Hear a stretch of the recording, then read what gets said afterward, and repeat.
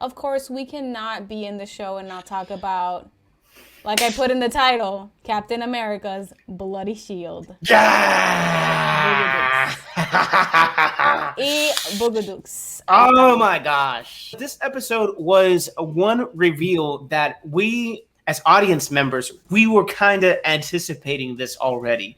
But it was a great reveal how it occurred. So pretty much this episode was focused more on being close to finally getting to the quote unquote villain of the show. That is portrayed by America. Like America is portraying these rebels, this resistance people from the east side of the world as rebels, as terrorists.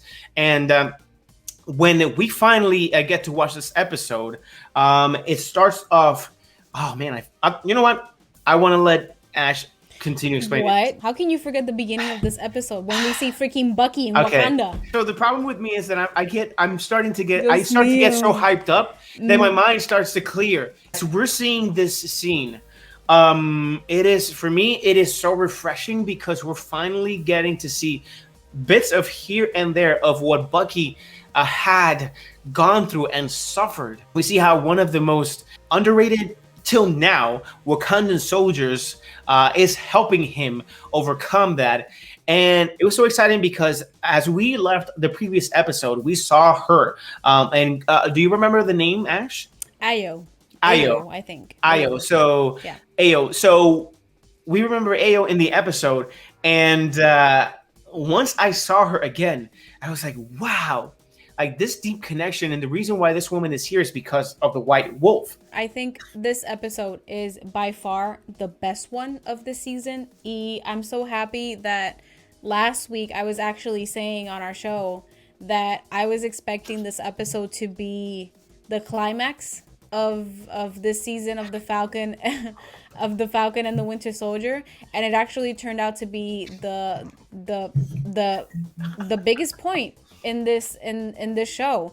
I love the fact that they have incorporated but not only Bucky's time in Wakanda, but to incorporate Ayo, and the way that they did was very powerful to see in this episode. And I love the dynamic between them and John Walker because, and this is something that's very interesting, I think you can see how John Walker is the perfect representation of somebody that is blinded by power because he is Captain America, versus Steve Rogers, who genuinely did it because he felt the need to not only save people but to represent America in a good way. John Walker in this episode gets explored a little bit more, and we get to see how crazy he is, because this is something that, and I was telling John this from the second episode when his friend was like, listen, you're Captain America now, you can't solve anything with punches. I immediately said to myself, this guy probably has a history of being violent. I think that if we do get a flashback in the next scene about what happened to him during his time in the army, I think it would be very interesting if it was caused by him. I think it's something that would come full circle. And I have to say that the ending scene of this show, of this episode, we see John Walker. John Walker actually kills somebody. When we see him with the shield full of blood, was very... It was disgraceful in my eyes. That's when you know, and how they explained it in the story, that the serum reveals and just blows up who you really are who you really are inside. That's why Steve Rogers is Steve Rogers. And the thing about it is Lamar, his partner right there in crime, actually told him the truth, but it was misinterpreted by them. He thought that he took the shield and it was too heavy for him because he didn't really know what it really meant. Nobody knew what it really meant, what it really means. And even the government is just taking advantage of it as propaganda. And now we're going to have to see how the government is going to deal with the repercussions of giving this man the shield. Yes, because now they're going to say, oh no, he's not with us.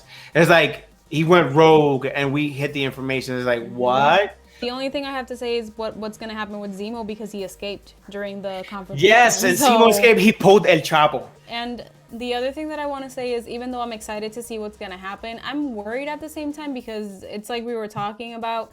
There's only 2 episodes left. Yes. So I want to see what's going to happen in the next one because my fear is that we had a great 4th episode. Then the 5th one is focused on possibly one character, but then it becomes hard for the show to wrap up in a way because we're still missing Sharon Carter.